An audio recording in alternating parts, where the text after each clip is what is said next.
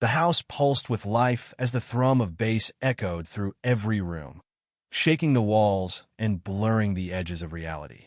It was our anniversary, our third, and tonight was supposed to be one of those nights we'd look back on with fondness. Laura, my wife, had insisted on throwing the biggest party we'd ever had. "Let's make it a night to remember," she'd said, her eyes bright with excitement. And of course, I agreed. How could I not? People were everywhere. Some friends, others just acquaintances I barely recognized. It was a swirl of faces, laughter, and music so loud that the neighbors had already complained twice. The police even showed up around midnight, asking us to turn the volume down, but we weren't in the mood to kill the fun. Not tonight.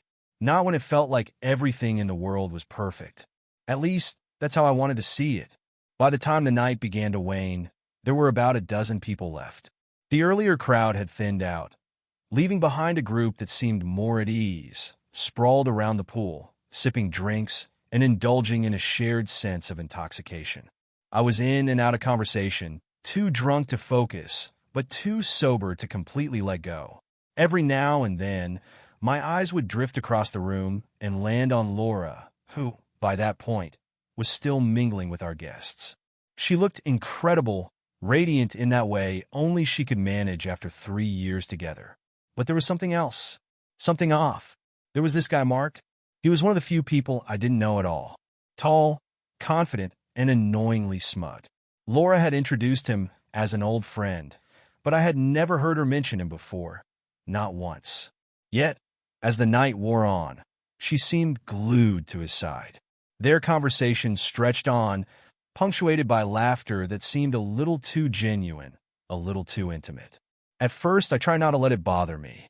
This was our night after all, and I didn't want to ruin it with some petty jealousy. But as the hours crept forward and the booze dulled my sense of time, the knot in my stomach tightened. Something wasn't right. I shrugged it off as best I could, sinking into the couch in the living room, staring at the rippling reflections from the pool outside. I had had way too much to drink by then, and my mind wandered back to happier moments with Laura. Those early days when her energy had drawn me in like a moth to a flame. I hadn't thought about it much until now, but there had been a subtle shift in her over the past few months.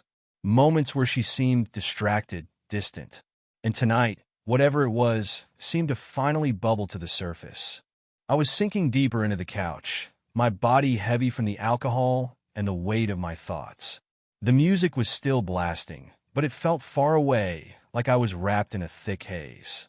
The party had thinned out even more, just a few lingering souls wandering around the house or talking by the pool.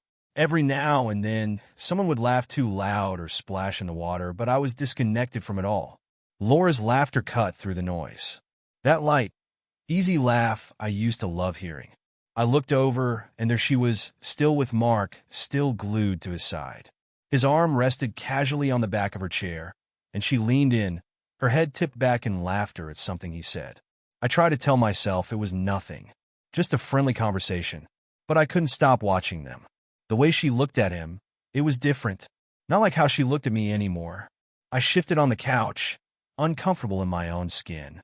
My mind was swirling, not just from the alcohol, but from that nagging feeling in my gut. I'd spent the whole night trying to ignore it, to push it down with every drink, but it kept coming back stronger. Was I imagining this? Was it just the booze making me paranoid? I wanted to believe that, to convince myself it was all in my head. But when she placed her hand on his arm, just for a moment, that tight feeling in my chest turned to something darker. I told myself to get up, to join them and see for myself that it was all innocent. But I couldn't. I was too drunk and too afraid of what I might see if I looked too closely. So I just sat there watching, hoping I was wrong. As time slipped by, I realized I hadn't seen Laura for a while. The music had faded into a quieter hum, and most of the guests had either passed out or left. I glanced around, trying to spot her in the thinning crowd, but she was nowhere to be found. I forced myself up, my legs unsteady beneath me. The room tilted for a moment, but I caught myself on the edge of the couch. I told myself she probably just went upstairs to rest. It wasn't unusual for her to disappear like that when the night got too late. But as I made my way toward the staircase, my stomach twisted. Something was wrong. I could feel it deep down, gnawing at me with every step I took. I should have gone looking for her sooner, I thought. But I'd wanted to trust her. I didn't want to be that guy, paranoid and jealous. Now, I wasn't so sure.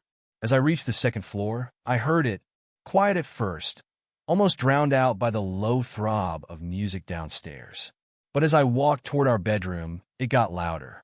A soft, rhythmic sound. Moaning. I froze. That wasn't the sound of someone resting. Panic flooded through me as I stumbled toward the door. My hands were trembling as I grabbed the doorknob. It was locked. I started banging on the door, calling out for Laura, my voice cracking with a desperation I hadn't expected. I rattled the knob, slammed my shoulder against it, feeling the wood splinter beneath the force. But she didn't answer. The only thing I could hear was her voice, her breathless cries from the other side of the door. I kept pounding on the door, shouting her name like it would somehow make this all disappear. My heart was hammering in my chest, and my head was spinning, not just from the alcohol, but from the sharp edge of panic slicing through me.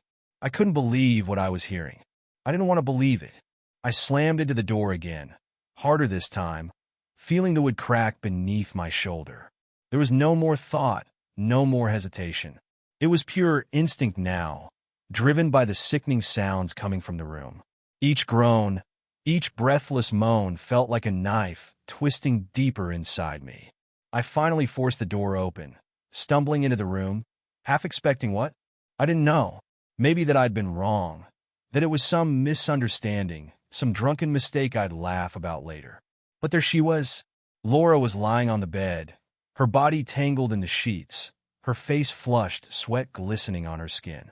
And there, standing at the foot of the bed, completely naked, was Mark. He didn't even look surprised. He just stared at me, this smug look on his face, like he didn't have a single regret about what he was doing. Like this wasn't my life he was tearing apart. My mind went blank. All the rage, the betrayal, the humiliation, it all boiled over in that moment. I didn't even think. I just lunged at him, swinging wildly. My fist connected with his jaw before I even realized what I was doing. We both went down, crashing into the nightstand. The lamp fell, shattering on the floor, but I didn't care. I didn't feel the pain in my knuckles, didn't notice the blood smearing on the carpet. All I knew was that I needed to hurt him. I needed him to feel even a fraction of what I was feeling.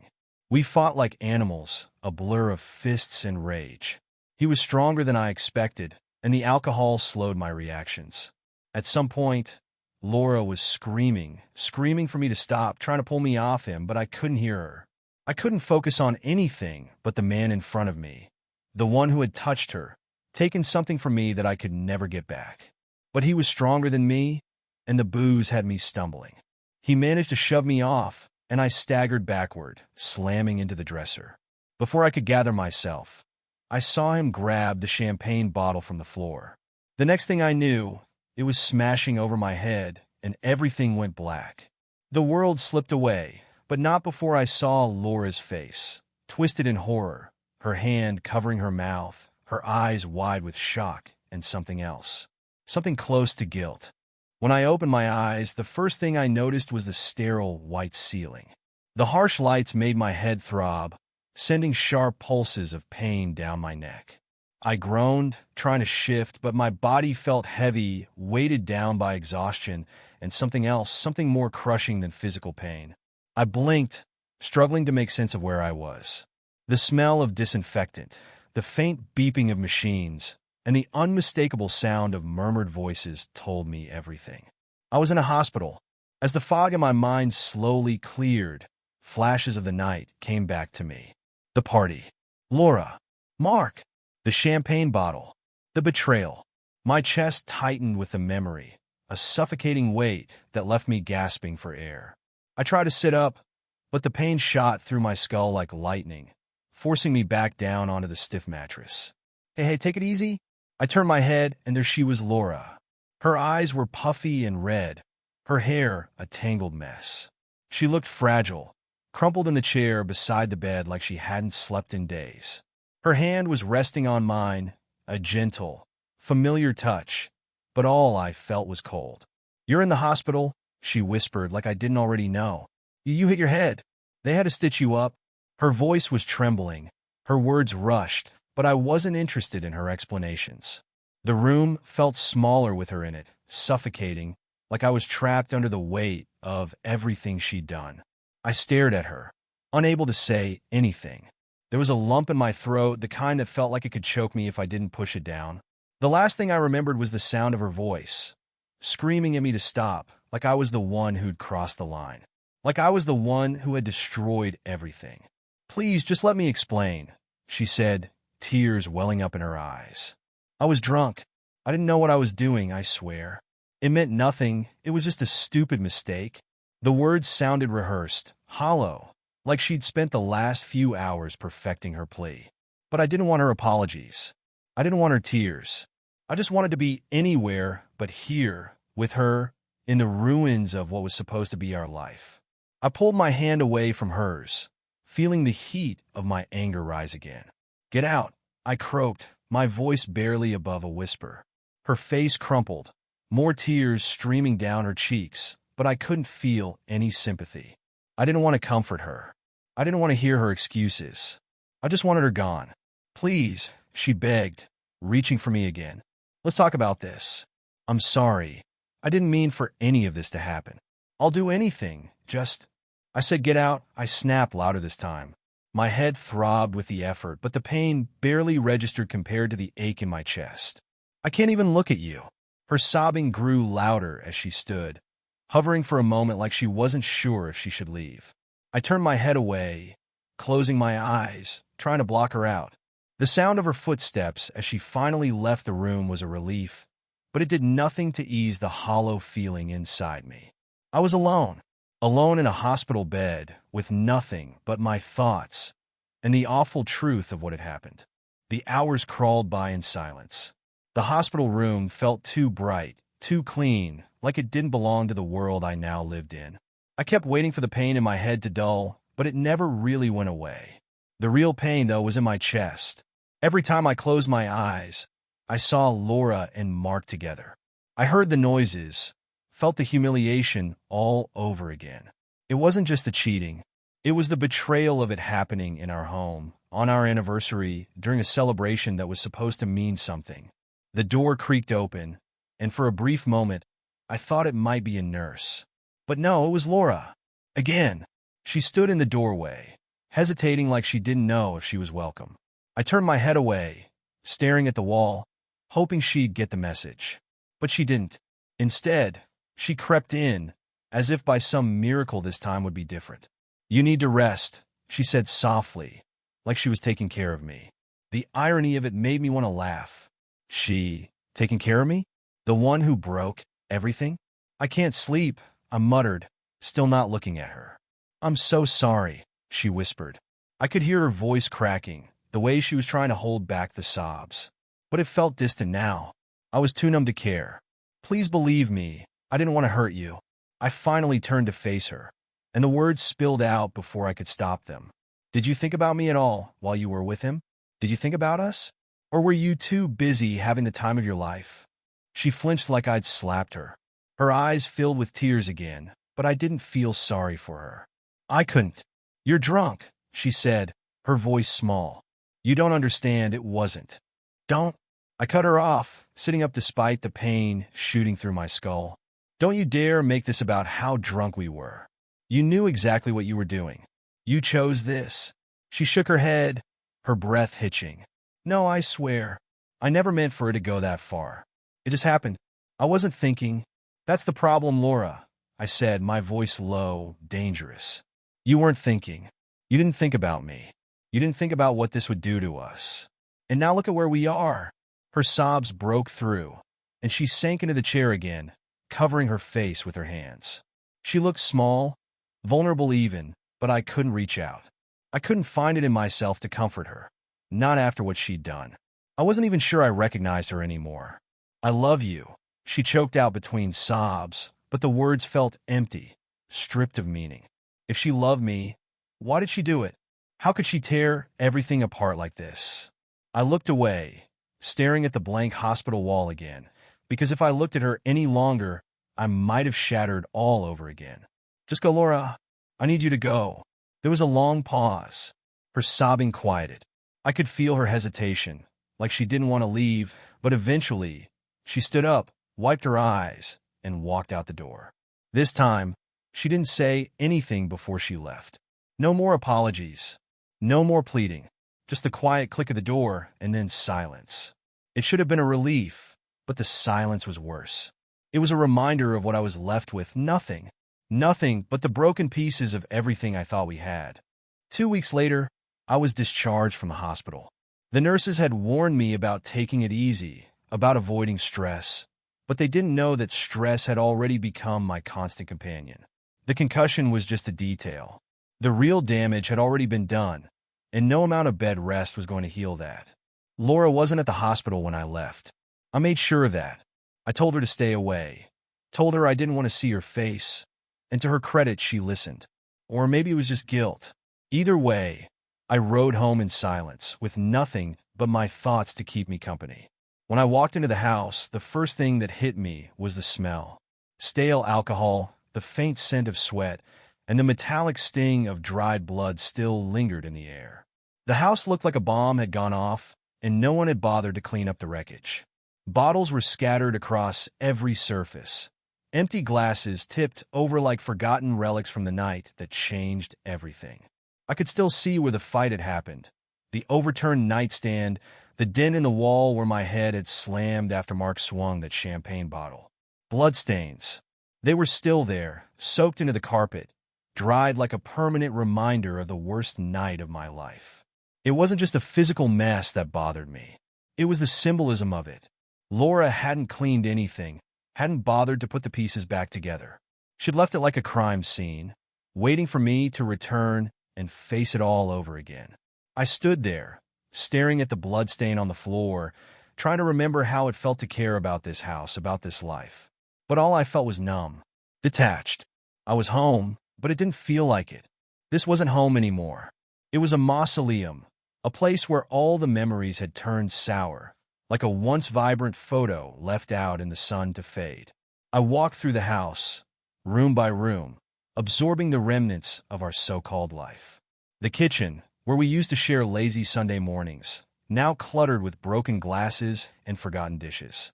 The living room, where we'd spent countless nights watching movies, now felt cold and lifeless. Everything was the same, and yet nothing was. It was like the ghost of our life lingered in every corner, mocking me. In our bedroom, I stood over the bed where it had all happened, the place where they had betrayed me. I imagined them there, tangled in each other, unaware of the destruction they were causing. Or maybe they knew. Maybe they just didn't care. I could feel the anger swelling again, a deep rage bubbling beneath the surface, but there was no one to unleash it on. Just an empty room and the memories that wouldn't leave. For the first time since that night, I screamed. I screamed at the walls, at the bloodstains, at the ghost of the life I thought I had. My voice echoed off the bare walls, but it didn't bring me any peace. It just left me more exhausted, more broken than before. I sank onto the edge of the bed, my head in my hands, and tried to breathe. But every breath felt like a weight pressing down on my chest, squeezing tighter and tighter until I thought I might burst. I didn't know how to move forward from here, didn't know how to fix what had been broken. And then it hit me, I couldn't fix it. There was no coming back from this. The life I had with Laura was over, whether we stayed together or not. What I had seen, what I had felt that night, it had carved out a part of me that I would never get back. Even if she begged, even if she swore on her life that it was a mistake, that it would never happen again, it didn't matter. The damage was done. I would never look at her the same way. I would never look at us the same way. But as much as I wanted to disappear into the ruins of my anger, there was one thing left. One thing I had to do. I had to get even. Revenge wasn't a plan yet, just an idea taking shape in the back of my mind. But it was enough to keep me going, enough to push me off that bed and get me back on my feet. Laura had taken everything from me that night. My trust, my security, the future I thought we had. And I wasn't going to let her walk away from it unscathed. She thought she could break me. She thought I'd be the one crumbling, while she moved on with her life. But she didn't realize one thing. I wasn't done yet. And when I was finished, she'd wish she had never pushed me this far. The days after my return home were filled with silence. Not the kind of peaceful silence that gives you time to think, but a thick, heavy quiet that suffocates. It was in every corner of the house, weighing on me like a constant reminder of what had happened. I didn't speak to Laura, and she didn't come back. She sent a few texts, but I left them unread, watching as they piled up on my phone screen like unread apologies that meant nothing to me anymore. I avoided my friends, too. There was nothing I could say to them that wouldn't make me feel like even more of a fool. They had been at the party, laughing, drinking oblivious. I wondered if any of them had noticed how Laura had been glued to Mark's side the whole night, or if they had written it off like I had, choosing not to see the truth until it was too late. Every day I woke up with the same feeling. Emptiness. I went through the motions. Got up. Made coffee. Pretended I was still a functioning person. But underneath it all, my mind kept circling back to that same thought. Revenge. It started small, just flickers of anger that would flare up when I thought about Laura with Mark. But soon it turned into something more. Something darker. I wanted her to pay for what she had done. I didn't want to just confront her or yell at her again. That would give her too much satisfaction. Let her think that my pain was the end of the story. No, I needed something more. I needed her to feel what I felt. The deep, hollow destruction that gnawed at me every second. I needed her to understand that this wasn't something she could walk away from and forget. But how? The question gnawed at me, day and night. There were so many ways I could hurt her, but none of them seemed enough. Laura was careful. She'd cover her tracks. She always did. She was smart, calculated, the type who could turn any confrontation into her favor. Even after the hospital, she had tried to twist the story, tried to make me doubt my own memory. I couldn't go straight at her. That wouldn't work. She'd slip away, manipulate the truth, and I'd be left looking like the crazy one. I had to think differently. I had to play by her rules, subtle, quiet, deliberate. I started digging. The first thing I did was find out more about Mark. He was still a stranger to me, nothing more than a face from that night. But I knew Laura had met him somewhere before. She had called him an old friend, though I had never heard his name in the years we'd been together. I went through her social media profiles, combing through old posts, photos, comments. There was nothing, not a single mention of him. But that didn't mean much. Laura was smart enough to hide what she didn't want me to see. So I went deeper. Old emails, deleted texts. I knew enough about technology to trace back some of her communications, even if she thought they were long gone. It took time and a few sleepless nights, but eventually I found something, a string of messages buried deep in her email, dating back to months before the party. It was casual at first, friendly even, she and Mark talking about old times, laughing over shared memories I was never a part of. But as the months went on, the tone shifted. The messages became more intimate, more flirtatious. The realization hit me harder than I expected. This wasn't some drunken mistake. It wasn't just a moment of weakness. She had been meeting up with him, secretly, long before that party. She had been lying to me for months, and that night was just the culmination of whatever they'd been building behind my back. The betrayal dug even deeper, but it also gave me clarity. I wasn't going to confront her yet, not directly. Instead, I was going to use this. I was going to take my time, let her believe I was broken, that I had moved on, while I quietly prepared my revenge.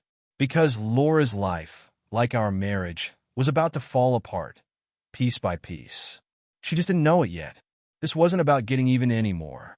It was about dismantling everything she thought she controlled. Once I knew what I was dealing with, everything started to fall into place. Laura had been careful, covering her tracks, but the messages told me what I needed to know. This wasn't just a one-time mistake. It was deliberate, calculated. And if she'd been hiding this, there had to be more. I just needed to find it. I spent the next few days quietly gathering information. Laura had been staying with her sister since the hospital, which gave me the space I needed to work without her hovering around. I sifted through everything, her emails, her texts, her work calendar. She didn't know I had access to all of it. It took time, patience, and a steady hand to piece it all together. But slowly, the full picture of her double life began to emerge. Mark wasn't the only one. There were others. Not many, but enough to make my blood boil. Small affairs, brief encounters, little things she probably thought I'd never discover. But I saw it all now. It wasn't just about the cheating anymore. It was about the lie of our entire marriage. The person I had been living with wasn't real. She was just an image Laura had carefully constructed, a mask she wore to get what she wanted. And when the mask slipped, she had no problem replacing me with whoever happened to be available. But that was her weakness. She thought she could control everything. She thought she could manipulate her way through life, pulling strings while keeping her hands clean. But the thing about people who play games like that, they never expect someone to beat them at it. So, I began my own game. I started with the finances. Laura didn't know it, but I had full access to our shared accounts. Slowly, quietly, I began transferring money into a separate account. Not enough to be obvious, but enough to set up my escape plan when the time came. I knew it wouldn't take long before she noticed, but by then, it would be too late. I'd already be one step ahead. Then, I went after her reputation. Laura prided herself on being perfect, both in her professional and personal life. She loved to talk about her job, about how respected she was at work, how everyone trusted her judgment. But I knew that was her weak spot, her need for control, her need to be seen as untouchable. So I dug deeper into her work emails, her private messages, and found exactly what I needed. There were a few questionable interactions, conversations with colleagues that crossed lines she wouldn't want anyone else to know about.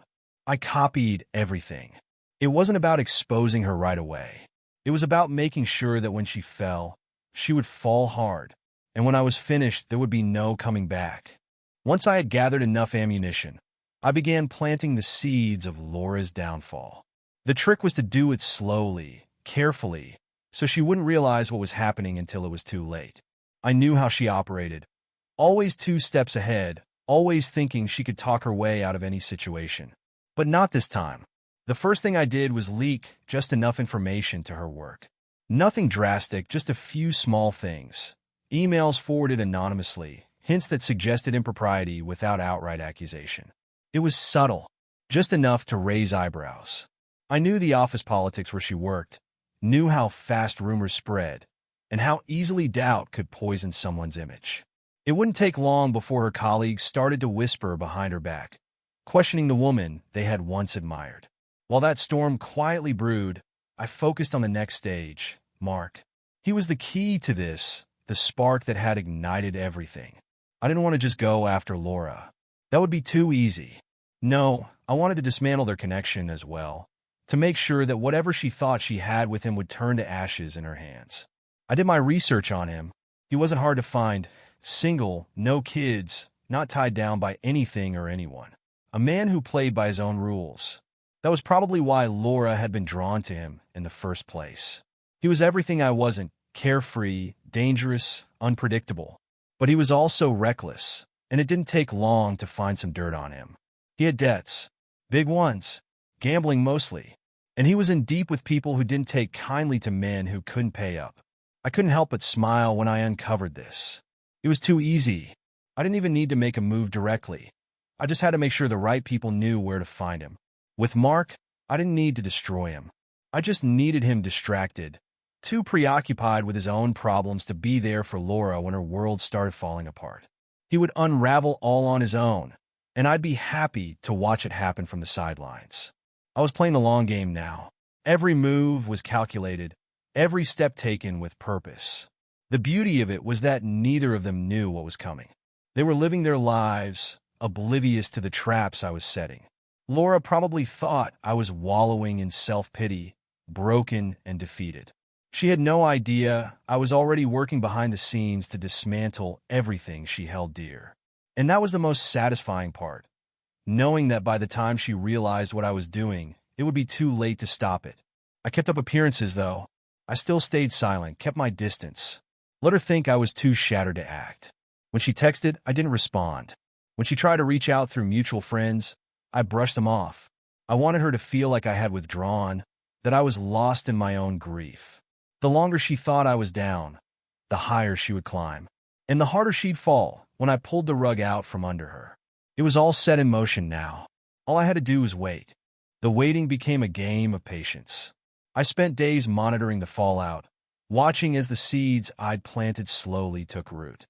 It didn't happen all at once, it never does. But I could see the subtle signs of Laura's life starting to shift, cracks forming in the facade she had so carefully constructed. At work, the rumors began to swirl. I didn't need to hear them to know they were spreading. It was the small things that gave it away. The missed calls from her number, the fewer and fewer social media posts boasting about her achievements. Laura had always loved posting about her work life, about how respected she was, how important her role was. But now, there was silence. I imagined her at her desk, feeling eyes on her, wondering who knew what. The pressure building up slowly, suffocating her with a weight of suspicion. Every email she received was probably dissected, every glance from a colleague a silent judgment. It wouldn't take long before she started to feel paranoid, and once that seed of doubt was planted in her mind, it would grow all on its own. Mark, on the other hand, had been more of a loose cannon than I expected. The debt collectors found him faster than I'd anticipated. It was almost too easy. The problem with someone like Mark was that he thought he was invincible. He acted like the world owed him something, never thinking about the consequences. But now those consequences had come knocking on his door, and from what I'd gathered, they weren't going away anytime soon. The beauty of it was that I didn't need to interfere. Mark was too busy dealing with his own mess to pay attention to Laura anymore. I could see it in the way her attempts to reach out to me increased, each unanswered message becoming more desperate. Maybe she thought that by turning back to me, she could somehow smooth things over, pretend like everything was salvageable. But I didn't respond. I watched and waited. Then, it happened, what I'd been anticipating. One evening, I was sitting in the living room, the house still littered with remnants of our anniversary party, when my phone buzzed. I glanced down and saw Laura's name flash across the screen. I ignored it like I had all the others. But then a second buzz, a voicemail. I wasn't planning to listen to it. Her voice was the last thing I wanted to hear, but something about this time felt different.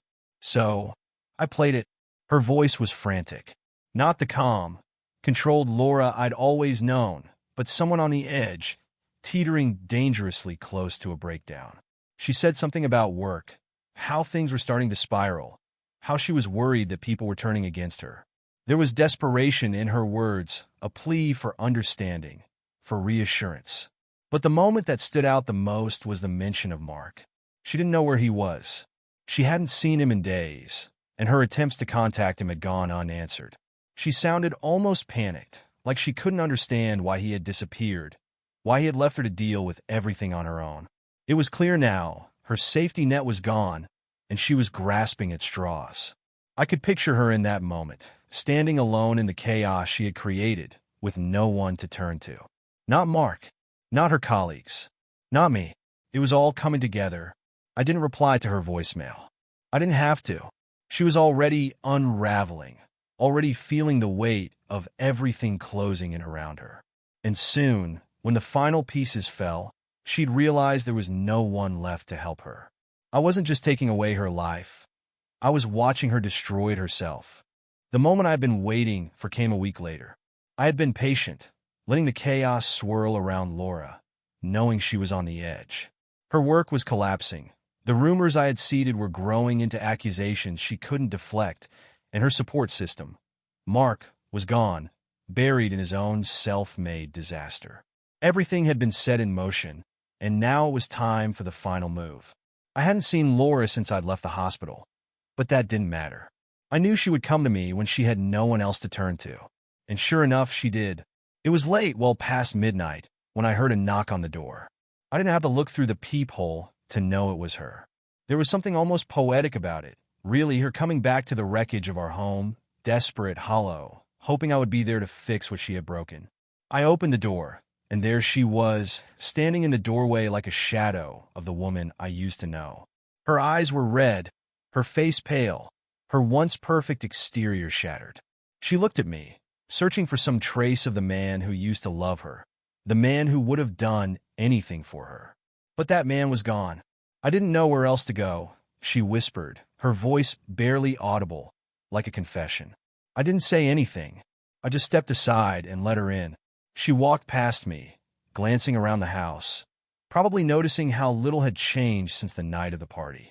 It was still a mess. The blood stain on the carpet, the shattered remnants of our anniversary, and the ghosts of everything we once were. She sat down on the couch, her hands shaking as she rubbed her palms together. I could see the fear in her eyes, the uncertainty. She had no idea what to say, no idea how to fix this. But that's why she was here, to try one last time to pull me back into her orbit, to see if she could somehow manipulate her way out of the mess she had made. "I'm sorry," she said, her voice breaking. "I know I hurt you. I know I ruined everything, but I didn't mean for it to go this far. Please, we can still fix this. We can still—" "You can't fix this," I interrupted, my voice cold, detached. "You destroyed it." She looked up at me, her eyes wide, pleading. "I'll do anything. I made a mistake, but we can start over. We can—" No, I cut her off again, stepping closer, feeling the weight of this moment, the power I now held over her. "You don't get to decide that. You made your choice, Laura. You made your bed." Her face twisted with confusion, panic settling in as she realized this wasn't a plea for forgiveness. It was a reckoning.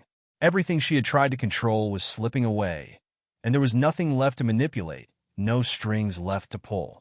"I loved you," I said, my voice quiet but firm. "But you betrayed that. You broke it, and now you're standing here, asking me to fix it for you. But I'm not here to fix anything." Her breath hitched, and for the first time, I saw real fear in her eyes. She opened her mouth to speak, but nothing came out. She was finally beginning to understand. This wasn't about reconciliation. This was about consequences. "I know about Mark," I said, watching her flinch. "I know about all of it. The lies, the messages, the others. I've been watching you fall apart, Laura, and now I'm giving you what you deserve. You thought you could control everything, but you couldn't even control yourself." She stood, trembling, trying to regain some semblance of composure. "I didn't mean for this. I didn't." "But you did," I interrupted, my voice cutting through her excuses. "And now you have nothing. Mark's gone, your job's hanging by a thread, and I'm done." She stared at me, her eyes wide with disbelief. She knew it was over. But I wasn't finished yet. "I want you out of my life," I said, stepping toward her. "You'll get nothing. No house. No sympathy. No second chance. You're going to feel what I felt, alone, broken, with nothing left but your own mistakes to keep you company." Tears streamed down her face, but I didn't care anymore. She had turned me into someone I didn't recognize, someone who would tear her down just to feel some sense of justice. She wiped her tears, her voice barely a whisper as she asked, "What are you going to do now?" I looked at her for the last time and said, "I'm going to start over. Without you." And with that, I walked away, leaving her standing in the ruins of everything she had once controlled.